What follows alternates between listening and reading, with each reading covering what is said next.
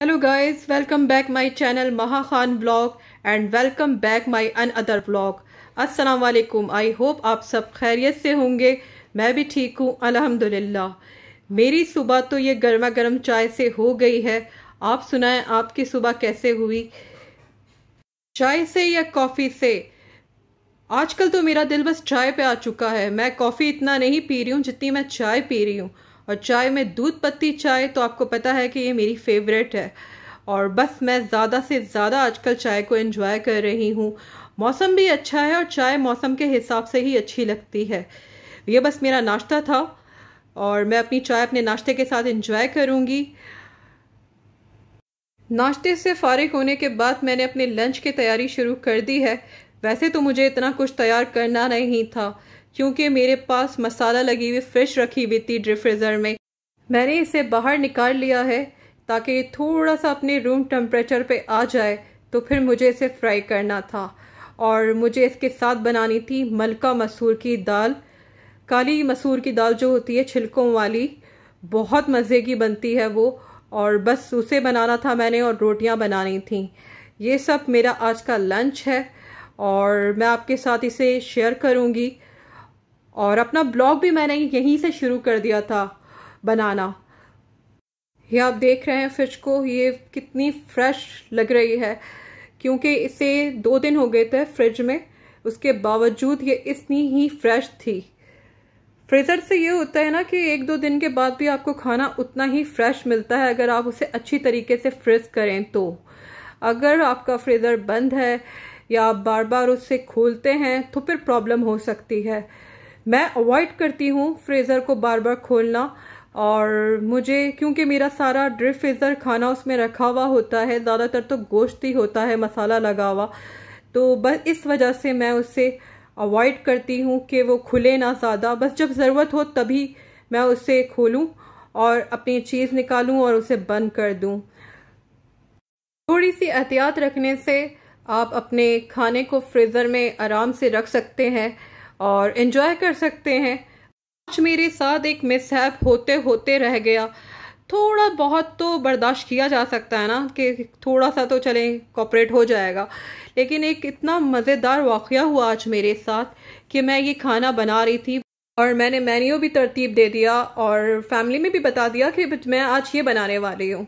तो सब इंतज़ार में थे, ओके चलें फ्राई फिश बन जाएगी और मलका मसूर की दाल बन जाएगी, उसके साथ गर्मा गर्म मैं रोटियाँ डाल दूँगी और हम सब इंजॉय करेंगे। तो बस ये हुआ। वैसे फ़नी तो है लेकिन ये है कि अजीब व गरीब है। तो आप देख रहे हैं ये मेरी दाल, आप देखें ये काफ़ी हद तक पक चुकी है, लेकिन इसको जो वो ग्रेवी बनती है ना वो नहीं बन सकी क्योंकि मुझे इसमें घोटा लगाना था। और घोटा लगाते वक्त जाहिर सी बात है जब अचानक आपकी गैस चली जाए तो फिर आप क्या कर सकते हैं? आप कुछ नहीं कर सकते। आप ऐसी ही कच्ची पक्की दाल एंजॉय करेंगे और आपने क्या करना है। तो मेरे साथ भी आज ऐसा ही हुआ। मैंने सबसे पहले रोटियां डाल ली थी और उन्हें हॉट पॉट में रख दिया था कि ये गर्मा गर्म ही रहें। और उसके बाद मैंने दाल बनानी शुरू कर दी थी। जब मेरी दाल हाफ से ज़्यादा थोड़ी सी डन हो गई, हाफ डन हो गई थी, बस हाफ से ज़्यादा थोड़ी सी, तो बस मैंने कहा इसमें घोटा ही तो लगाना है और थोड़ी देर दम पे रखना है, तो ये मतलब 10-15 मिनट का काम है। तो पता नहीं मुझे क्या हुआ, तो मैंने मछली आपको पता है पहले से फ्रीज़र से निकाली हुई थी, तो मैंने कहा मैं इसे फ्राई कर देती हूँ। तो मैंने मछली को फ्राई कर दिया दाल को हटा के। पता नहीं मुझे क्या हुआ। वैसे आप लोग बोल रहे होंगे आप दूसरे चूल्हे के ऊपर भी उसे यूज़ कर सकती थी, तो वो बात सही है, लेकिन गैस ना थोड़ी सी कम आ रही थी। तो मैंने कहा चले एक ही पे सही से तरीके से, क्योंकि फ्राई फिश के अंदर चूल्हे की हीट जो होती है वो ज़्यादा चाहिए होती है। तो बस मेरी फ़िश फ्राई हो गई, मेरी रोटियां डन हो गई माशाल्लाह माशाल्लाह। और बस दाल की वक्त एंड टाइम पे गैस ऑफ हो चुकी थी, वो चली गई थी। तो मुझे इतना अपने ऊपर हैरत हुई कि ये यार मैं इतना एहतमाम से खाना बनाने खड़ी हुई हूँ और ये सब क्या हो गया, मतलब मेरी दाल ही डन नहीं हुई। बस गाइस आज हम लोगों ने कच्ची पक्की गैस की वजह से दाल खानी हमें पड़ी, क्योंकि गैस का पता नहीं क्या चल रहा है। वैसे तो बिल्कुल सही आ रही है, ये अचानक गैस की शॉर्टेज होना शुरू हो गई है। ये क्या है, मतलब उसके बाद भी कंटिन्यू गैस बिल्कुल सही आई है। ऐसा उसी दिन हुआ था, उससे पहले आपको पता है 2 दिन पहले या 3 दिन पहले की बात है, या 4 दिन पहले की, 3-4 दिन पहले की बात है कि सारे सिंध के अंदर कैसा कह रहे थे, मुझे नहीं पता सिंध से बाहर, कि लाइट पूरी ऑफ थी पूरे दिन के लिए। तो बस गाइस, आज पता नहीं गैस की शॉर्टेज हो गई, आज क्या प्रॉब्लम था। मैंने डिफेंस में अपनी कज़न को भी फ़ोन करके चेक किया कि क्या बात है, आपके पास गैस आ रही है। उन्होंने कहा नहीं, हमारे पास भी नहीं आ रही, आज हम लोगों ने भी खाना सारा बाहर से मंगवाया है। तो इस लिहाज से तो गाइस मेरी बचत हो गई, वरना मुझे भी सारा खाना बाहर से ही मंगवाना पड़ता। वैसे बाहर के खाने से मुझे कोई ऑब्जेक्शन नहीं है, लेकिन फैमिली में होता है ना कि हर किसी को बाहर का खाना नहीं पसंद होता है। तो बस अगर मुझे खाना होता या मेरे बहन भाइयों को खाना होता तो कोई मसला ही नहीं था, फिर तो दावत हो जाती कोई मसला ही नहीं था। लेकिन ये कि सबको खाना था, ज़ाहिर सी बात है, तो प्रॉब्लम हो जाता है। और फिर घर में जब आपका इतना ज़बरदस्त मेन्यू बना हुआ हो और आपने सोचा हो आज आपने फ़िश खानी है, तो फिर ज़्यादती होगी। लेकिन अल्हम्दुलिल्लाह, अल्लाह ताला का लाख लाख शुक्र है कि अल्लाह ताला ने मछली बेहतरीन तरीके से फ्राई करवा दी, रोटियां मैंने बेहतरीन तरीके से इतनी सारी बना ली थी मैंने, पर दाल कच्ची पक्की खानी पड़ी। अब क्या, कच्ची तो नहीं थी, पूरी गल चुकी थी, लेकिन ये कि उसका जो वाटर था ना वो सूखा नहीं था, क्योंकि मुझे इसको सुखा के उसके अंदर घोटा लगाना था एंड में।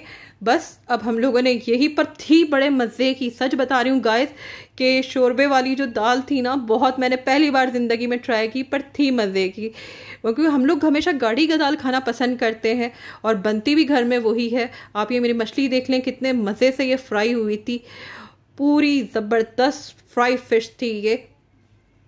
और आप लोग मेरी रोटियां देखें गाइस, भरपूर पकी हुई रोटियां मुझे बहुत हंसी आई इस बात पे कि आज ये हुआ क्या है। आज अगर मैं दाल बनाने में लग जाती तो मेरी मछली तो रह जानी थी।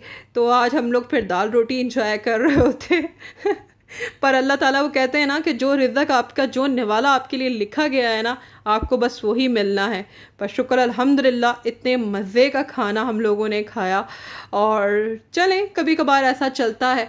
और जहाँ तक गैस की बात है, तो मेरे ख्याल से गैस वाले हमें शायद सरप्राइज़ दे रहे थे या आने वाले वक्त के लिए तैयार कर रहे थे कि आने वाले वक्तों में मतलब गैस की शॉर्टेज होगी, तो आप ज़हनी तौर पर तैयार रहें, क्योंकि बिजली तो हम बर्दाश्त कर ही रहे हैं।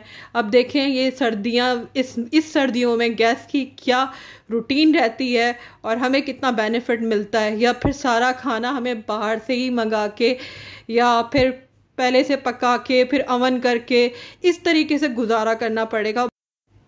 पिछली बार जो इन्होंने गैस की शॉर्टेज की थी गाइस, आप सब इससे वाकिफ़ होंगे, कराची वाले, क्या डिफेंस वाले, क्लिफ्टन वाले, सारे एक साथ सब प्रो रहे थे कि यार ये बहुत बड़ा प्रॉब्लम है और इससे इंसान बाहर कैसे निकले।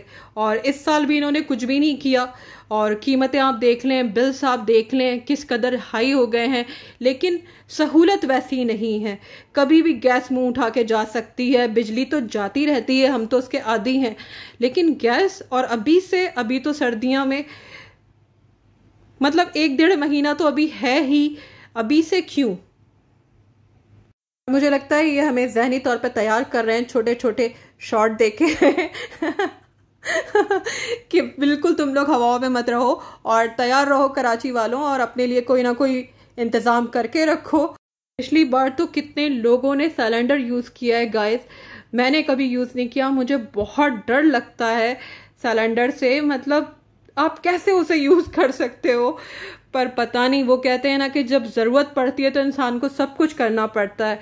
अब क्या करें, अपनी जानों को हथेली पे लेके, मतलब एक खाने के लिए अपनी जानों को हथेली पे लेके घूमें, क्या करें, मुझे कुछ समझ में नहीं आता। इन लोगों को चाहिए था कि ये लोग कुछ करें ऐसा, पर नहीं। कौम हमारे साथ यही कुछ होता आया है और यही कुछ हो रहा है, और हमें भी अब मुझे ऐसा लगता है बर्दाश्त करने की आदत हो गई है। तो गाइस, ये मेरा ब्लॉग था, आई होप आपको पसंद आया होगा और मैं आपसे मिलूंगी कल इंशाल्लाह नए ब्लॉग के साथ।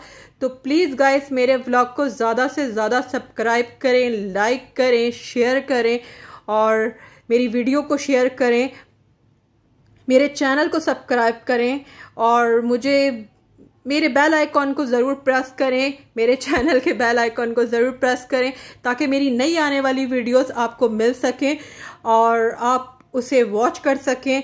और लाइक प्लीज़ गाइस ज़्यादा से ज़्यादा लाइक करें, शेयर करें। मैं मिलूँगी कल। अल्लाह हाफ़िज़।